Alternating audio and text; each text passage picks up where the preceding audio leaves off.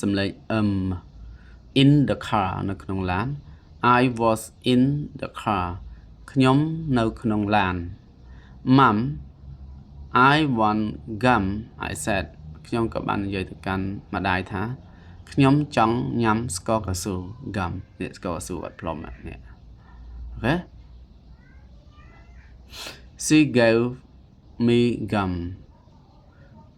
ម្ដាយក៏បានឲ្យកកៅស៊ូមកខ្ញុំម៉ាក់ក៏បានឲ្យកកៅស៊ូមកខ្ញុំ Yum ឆ្ងាញ់មែន Now I will hum ឥឡូវខ្ញុំនឹងក្រហមជាបទភ្លេង hum ធ្វើសំឡេងច្រៀង hum ណាចឹងណាសំឡេងចឹងណា I said that is nice ពិតជាពិរោះមែនអូខេ that is nice said ម៉ាក់ក៏បាននិយាយថាពិតជាពិរោះមែន I will drum on my lap ខ្ញុំនឹងដំស្គរនៅលើកភ្លៅទាំងពីររបស់ខ្ញុំ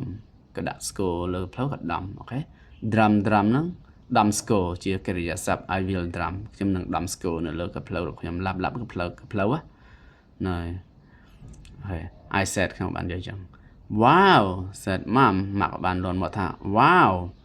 I hear gum hums and drums ខ្ញុំក៏បានឮសំឡេងទំពាស្ករកៅស៊ូសំឡេងស្ករកៅស៊ូសំឡេងច្រៀងហឹមក្រហមហើយនឹងសំឡេងស្គរអូខេម៉ាក់ក៏បានលន់មកនិយាយចឹងយើងមើលសំណួរទី1ដល់ទី3 Where is the girl តើក្មេងស្រីនៅទីណា Number 2 What did she do after gum តើនាង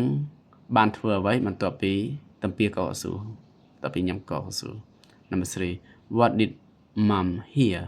តើម្ដាយគាត់បានឮអ្វីអូខេយើងសំណួររៀងស្រួលយើងអាចឆ្លើយបានមែនអត់យើងអត់ចាំអត្ថបទយើងមើលអត្ថបទឡើងវិញមកណាអូខេយើងរៀនឆ្លើយរៀនយល់អូខេព្រោះខ្ញុំបកប្រែឲ្យហើយអូខេហើយមានពាក្យថ្មីយើងចេះដែរដោយពាក្យ gum ពាក្យ drum អូខេអរគុណបាយបាយ